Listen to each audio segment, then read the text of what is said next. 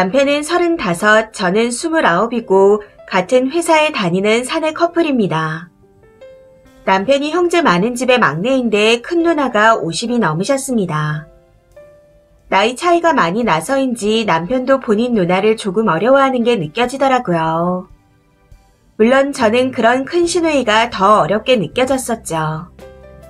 그런데 얼마 전에 시누이가 저희 회사 근처에 일을 보러 온 김에 얼굴이나 보자 하시며 갑자기 연락을 해오셨습니다. 그래서 퇴근 후에 셋이 같이 식사를 하게 되었어요. 좀 어이가 없었던 건 식사를 하는 내내 큰 시누이가 저를 지적하고 훈계하는 분위기였다는 겁니다. 땡씨 집안 식구가 되었으니 앞으로 어떻게 행동해야 한다는 게 주된 내용이었죠. 옆에서 듣고 있던 남편이 안 되겠는지 누나 그만 좀 해 하고 화를 냈었지만 들리지 않는 건지 본인 할 말만 계속 하시더라고요. 아무래도 일부러 저를 잡으려고 나를 잡고 온 것 같은 느낌이 들었습니다. 나이가 좀 있으시니 그럴 수도 있다고 생각을 해보려 했었지만 아무리 곱씹어봐도 큰 시누이가 말씀하시는 게 도저히 납득이 안 가는 내용들이었습니다. 시누이의 말을 적어보자면 우리 집 대소사를 니네 윗동서가 여태까지 다 챙겼다. 우리 집에 얼마나 잘했는지 모른다. 그러니 너는 윗동서한테 고마워해야 한다. 이제 그걸 네가 해야 하니 윗동서한테 자주 연락하고 안부도 묻고 해라. 너나 윗동서나 다 회사에 다니니 퇴근 시간이 비슷할 거 아니냐. 네가 먼저 공손하게 안부 여쭙고 약속 잡아서 식사라도 하던지 해라. 솔직히 말하자면 니네 윗동서가 너한테 서운해서 내가 대신 말해주는 거다. 그러니 자주 연락하고 왕래해라. 대신에 나한테는 안부 전화할 필요 없다. 이제 땡씨 집안에 새 사람이 되었으니 집안 모임도 니네 집에서 했으면 좋겠다. 우리 집에서 하기엔 나도 이제 힘들다. 대충 이런 내용이었습니다. 이외에도 기타 등등 선씹쓰듯 가르침을 주듯 말씀하시는데 처음부터 끝까지 전혀 이해가 안 되는 내용들 뿐이었습니다. 사람이 정말 어이가 없으면 말문이 꽉 막히고 꿀먹은 벙어리가 된다는 게 어떤 건지 그때 알게 되었네요. 아니 윗동서가 시댁에 잘하면 시댁 식구들이 고마워하고 윗동서한테 잘해줘야 되는 거 아닌가요? 결혼한 지 얼마 되지 않아 저한테 혜택 온 게 1도 없었는데 솔직히 제가 왜 고마워해야 되나요? 시누이의 말을 듣는데 나 대신 혼자 일꾼 노릇을 해줬으니 고마워하라는 건가? 하는 의문이 들었습니다. 그리고 윗동서가 저한테 왜 서운해하는지도 이해가 되지 않았었고요. 결혼하고 10년 넘게 당연하듯 일을 시키는 자기 남편이랑 시누이한테 서운한 게 아니고 그 대상이 왜 저인지 도통 이해를 할 수가 없더군요. 게다가 왜 저한테 안부 전화를 못 받아서 서운해하죠? 처음에는 시누이가 거짓말을 하는 건 아닌가 싶기도 했었지만 윗동서를 몇 번 봤었기에 충분히 그럴 사람인 것 같다 생각했습니다. 좋게 말하면 활달하고 에너지가 넘치는 거고 까놓고 말하면 눈치 없고 푼숫기가 다분해서 할 말 못할 말 구분 못하는 것처럼 보였거든요. 그걸 느끼면서도 여태까지는 그냥 모른 체 하고 넘어갔었는데 그런 이야기를 시누이에게 했나 보더라고요. 그런데 아무리 그래도 시누이가 이렇게 나서서 이야기를 전하는 건 동서 사이를 이간질하는 거 아닌가요?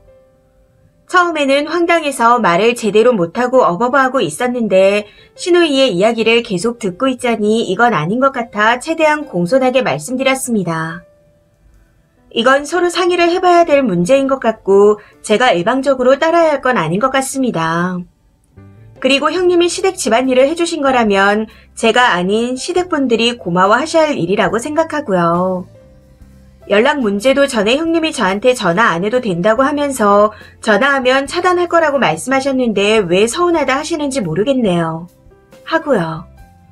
그랬더니 큰 신우가 네가 어려서 아직 잘 모르나 본데 이러면서 다시 훈계질을 시작하시더군요.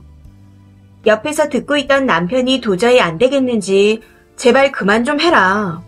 여태까지 우리가 알아서 다 잘했는데 이제 와서 뭐 하는 거냐 하며 화를 내더니 저를 끌고 자리에서 박차고 일어났습니다. 그래서 저도 먼저 들어가 보겠습니다. 조심히 들어가세요.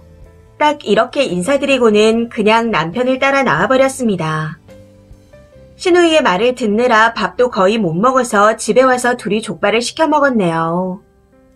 남편도 많이 속상했는지 소주를 들이키며 미안하다고 하더라고요. 내가 볼 때도 형수님이 우리 집에 잘한 건 맞다. 그런데 그건 형이 많이 보수적이라 형수님을 닥달해서 그랬던 거다. 아무래도 그 보상 심리가 너한테 간 것 같다. 하며 계속 미안하다고 하는 겁니다. 그러면서 그동안 형이 남편에게 비슷한 이야기를 계속했었는데 본인 선에서 잘라냈더니 누나한테까지 이야기가 전달된 것 같다 하더라고요. 그래서 누나가 막무가내로 쳐들어온 것 같다네요. 본인도 너무 창피하고 미안하다며 계속 말하는데 남편이 무슨 죄인가 싶어 괜찮다 했습니다. 대신 큰 누나께서 하신 말에는 따를 생각이 전혀 없다고 못을 박아버렸죠. 남편도 제 말에 동의를 하기에 계속해서 무리한 요구를 하신다면 시가와 연락을 하지 않을 거라고도 말을 해놓은 상태입니다. 아무튼 남편에게도 말했듯이 저는 시댁에서 시키는 대로 할 생각이 전혀 없긴 한데 이 상황이 정말 너무 기가 막혀서 글을 써봅니다. 시가가 이상한 건가요? 제가 대바라진 건가요? 그냥 앞으로 시가와 왕래를 안 하고 싶은데 그래도 되는 거겠죠. 결혼한 지 2달 남짓이고 아직 혼인신고도 안 했는데 이런 식으로 나오니 여러 가지 생각이 들어 머릿속이 복잡합니다. 댓글입니다. 첫 번째. 그래도 남편은 정신이 제대로 박혀있어 다행이네요. 쓰니가 쓴 내용이 전적으로 맞아요. 형님에게 고마워해야 할 사람들은 남편의 가족들이지 쓰니가 아니죠. 그리고 형님은 그동안 고생한 거 보답받고 싶고 자기 혼자 하던 일을 동서랑 같이 하고 싶은 것 같은데 혼자 하던 일의 양을 줄여야지 왜 동서한테 그러는지. 방향이 잘못되었네요. 두 번째. 나이랑 상관없이 올케한테 너너거리는 인성을 보면 안 봐도 알겠네요. 그리고 시누이 입장에서 자기 집 대소사를 큰올케가 챙겨줬으면 지가 잘할 생각을 해야지 쫄병 붙여줄 생각을 하다니. 진짜 어이가 없습니다. 세 번째. 혹시 모르니 혼인신고는 미루세요. 저는 신랑이 막내 늦둥이입니다. 시어머니가 90이 넘으셨고 시누이들이 60, 70대인데 처음에는 아주 난리를 치더라고요. 그래도 저는 잘 몰라요 하고 나갔더니 결국 포기를 하더군요. 잘하려고 할 필요 없습니다. 하면 할수록 더 바라니까요. 시집에서 요구하는 상황들이 왜 해야 하는지 이해가 안 돼서 몰라요 하고 있었더니 나중에는 포기하고 알아서 하더라고요. 솔직히 저도 이해가 안 되는 부분이 많아서 모르겠다고 이해 안 된다고 했었습니다. 지금은 결혼 21년 차인데 이젠 서로를 아니까 각자 알아서 살고 있어요. 네 번째. 혼인신고하지 마세요. 님은 그 무리에서 노예 아니면 역적입니다. 이런 분위기 알았으면 결혼 안 했을 거다 하고 확실히 말해놔요. 설 지내보고 답이 없으면 그냥 갈라서는 것도 나쁘지 않아요. 무서운 누나 눈치 보면서 몇 년이 흐르다 보면 네가 좀 참아 하는 사람으로 변하기 마련이거든요. 다섯 번째. 아주 지랄을 하네요. 뭐 대단한 집구석이라고. 만만한 막내 동생 며느리 들였으니 호구 잡으려고 했나봐요. 절대로 하지도 마시고 님 남편 단속이나 잘하세요. 팔은 안으로 굽는다고 언제 돌변할지 모릅니다.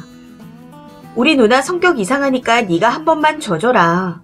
네가 한 번만 이해해줘라 하고 시작되겠죠. 여섯 번째. 우리 시댁이 그래요. 본인이 시댁의 노예처럼 일했는데 제가 안 하니 저를 원망하더라고요. 여자의 적은 여자입니다. 그래서 저는 남편 정신교육부터 제대로 시켰어요. 너희 집 대소사 여태까지 형님이 한 거 난 고맙지 않다. 난 솔직히 아무 생각 없다. 고마워해야 할 사람은 너희 집안 식구들이다. 넌 그렇게 생각하지 않냐?